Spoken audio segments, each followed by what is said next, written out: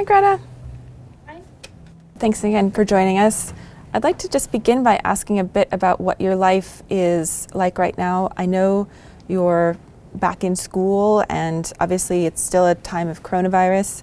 Are you still able to get out and protest? We could do that, but we feel like we want to sort of be responsible in this situation and to sort of still send a clear message that this pandemic is far from over and we need to keep taking responsibility. Are there ways that you've been able to still connect and still make progress even without demonstrating in person? Definitely, we have a very good international connection. We had that already before corona pandemic because we are a movement where basically no one flies, so we are going to have to find out ways to communicate without actually traveling to places all the time. So we have Zoom strikes, sometimes we have like tweet storms, sometimes we have physical strikes with very few people and social distancing, so it varies. Coronavirus obviously means that global emissions fell during 2020 by 6 or 7%. Do you think that drop in emissions can help put the world on a better path towards avoiding the worst impacts of global warming? First of all, that emission reduction was erased by a weaker carbon land sink. So that's just another aspect that really puts the term net zero in a whole new perspective. But uh, but of course, no, this is nothing positive. The corona pandemic brought nothing positive. The emissions reductions we could see were temporary and accidental, and happened due to us focusing on another thing. We didn't do them; they didn't occur due to us actually trying to reduce emissions, but they were sort of a byproduct of trying to hold the pandemic. So this has got nothing to do with climate action. In the last 24 months, we've seen a lot of major economies adopt net zero targets, including the UK. I'm sitting here in London. Do you think that is enough? If you take into account the overall science, then you can clearly see that it is not enough if we are to live up to the promises and pledges we have made in the Paris Agreement. But that has got nothing to do with me. So it's not me saying that. But it's quite a shame um, that they can just put out a number like net zero 2050 that is based on incomplete carbon budgets and incomplete numbers, insufficient numbers, uh, and get away with it without being held accountable, because the general lack of awareness is too big. People don't know what net zero emissions 2050 actually means. And when the UK says it's going to reduce its emissions by 68% by 2030, people don't know what that actually means, so they get away with it. You wrote in one of your letter from last summer that net zero emissions by 2050 for the EU, US, and for other financially fortunate parts of the world equals surrender. Well, first of all, when I say that it is surrender, it's because it is, as I said earlier, it's based on um, insufficient numbers and incomplete carbon budgets. Um, and by adopting that as a target, they basically admit that they are giving up on the Paris Agreement, because that is not in line, that's not inconsistent with the Paris Agreement. So that's why it's surrender, because it means they're giving up on those targets. And um, and we must also remember that promises of future increase in ambition doesn't really mean anything if we are not doing anything right now, because it is right now that the carbon budget is being used up. If we continue at the same rate we are right now, then the carbon budget, which gives us the best odds of staying below 1.5 degrees, will be gone long before we will even have the chance to deliver on 2030 or 2050 targets. Do you think companies have made progress? Have you had any conversations with any CEOs that you thought is with someone who really gets it or is getting it right? Of course, there's so much goodwill, and there are so many people wanting to do the right thing. Uh, and let's be clear: this is not anyone's fault. This cannot be blamed on any specific individual, any CEO or head of state.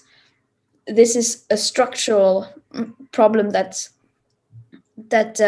allows this to continue.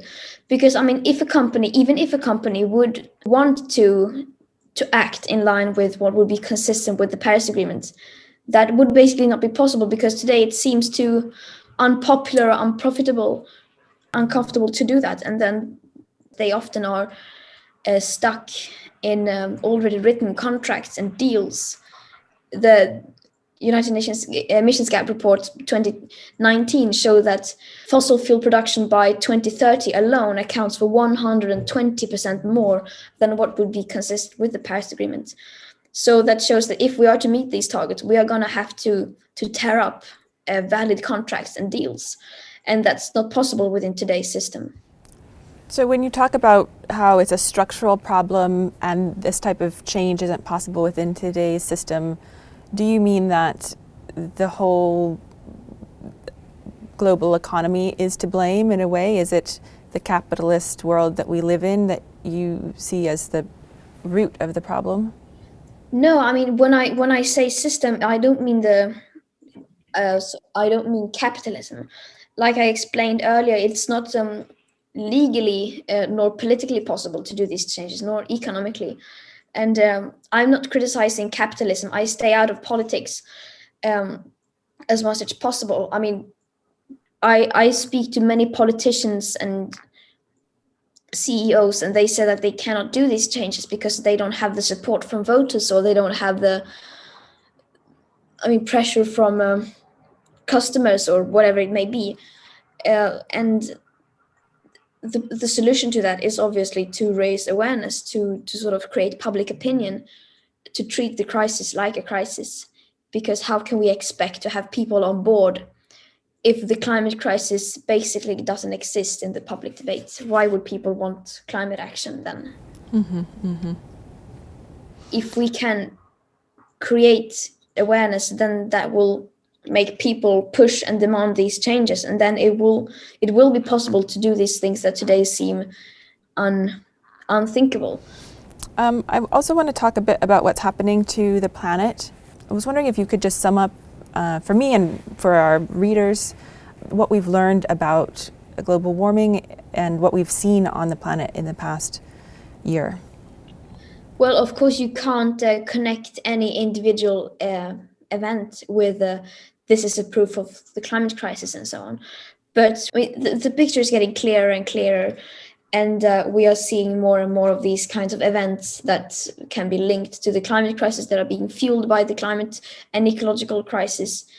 And we are rapidly moving in the wrong direction. 2020 was the hottest year ever recorded, divided first place, despite a cooling La Nina effect. And we've seen record levels of concentrations of CO2 in the atmosphere. We've seen numerous extreme weather events that are signs of the same pattern, a very clear pattern, which shows that we are rapidly moving in the wrong direction. You've always said that it's not your place to talk about solutions, or you don't have all the solutions, you don't have all the answers. But do you think that's changing now, or is it time to start working on the solutions? I mean, that depends on what people define as a solution. If you find like a carbon tax a solution, or whether you find electric cars a solution. I mean, we of course welcome all these things that do more good than it does harm. But if I would start talking about like taxes or things like that, then since I have such a big reach, that would send a signal that the climate crisis is an issue that can come down to party politics, and that really minimizes this crisis, and it sends a signal that this can be solved within today's society. Quoting the IPCC, they said that we need unprecedented changes in all aspects of society. And that just says itself, that we don't know what that will look like, because we don't have anything to compare to. We haven't seen these kinds of changes before. One thing that you've written a lot about is the idea of carbon budgets, of having an annual carbon budget. And I was wondering if you could just explain for the reader of the FT what that means and why it's so important. A carbon budget is the idea of having a limited amount of carbon dioxide that we can still emit to still have a reasonable chance of staying below a certain target, like 2 degrees or 1.5 degrees. And then all these different carbon budgets have different odds of us staying below these targets. I mean, the only morally right thing to do would be to base policies and to base everything and do it in line with the carbon budget, which gives us the best possible odds of staying below 1.5 degrees Celsius of global average temperature rise above pre-industrial levels. Because there are carbon dioxide budgets like net zero 2050 and these things that are based on budget which gives us an about 50% chance of staying below these targets. And of course, since they exclude so many essential aspects, of course, that in reality is much less than a 50% chance. And the carbon dioxide budget given by the IPCC that gives us the highest odds is 66% or 2/3 possibility of staying below 1.5. But they also exclude many factors. So everything is very, very loose and it's very complicated. So that's why we can't just take one number and base everything on that. We need to take into account the whole picture, the full picture. We need to include land use in our calculations. We need to include the aspect of equity and of course also negative emissions technologies, but at a reasonable scale. And historic emissions. I mean, so many things that need to be taken into account. Do you know if you'll be going to COP this year in Glasgow? I mean, that depends. First of all, if it doesn't get cancelled again, and if I get invited, and so yeah, and if that's okay with school and so on. So there are lots of obstacles there, but I think if I would be given the chance, then I would probably go. And what would you like to see?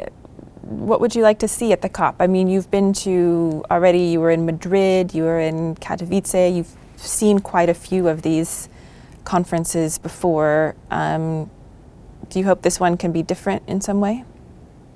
I know it won't be different because, like I said, as long as we don't treat the crisis like a crisis, no change, no real change will be achieved. And so as it is now, we can hold these conferences and meetings for the eternity over and over again, as many as we want. That still won't lead to any change unless we actually for real realize where we are and actually start acknowledging this crisis and admit that we have failed thus far. I mean, do you think that moment will come? What is missing right now from the discourse is the sense of time. We are talking about things to do 2050 or 2040, and there are always like several decades missing, and so there's a gap that needs to be communicated, a gap between what needs to be done and where we are right now, what we are doing, and also what we say we're going to do. And that gap is probably among the biggest failures in human history and the biggest news story ever. And that is something that is being completely ignored, and that's just increases the importance of it. Where do you hope that the youth climate movement can go from here, and what's next for the group? I know it's not only you, of course, it's a whole grassroots, many people, but what do you think is coming along? I have no idea. I guess the strength of the Fridays for Future movement is that it's so spontaneous. we are not an organization. We do everything based on what is best at the moment. We have learned during this last year that nothing can be taken for granted, that we cannot plan things in advance, because suddenly something comes along which just turns the world completely upside down. So I have no idea. But one thing is for sure, that we are still going to do everything that we can based on the circumstances, uh, and continue to communicate the science, and to be a pain in the ass for people in power, and just continue repeating the same message until the climate crisis gets treated as a crisis.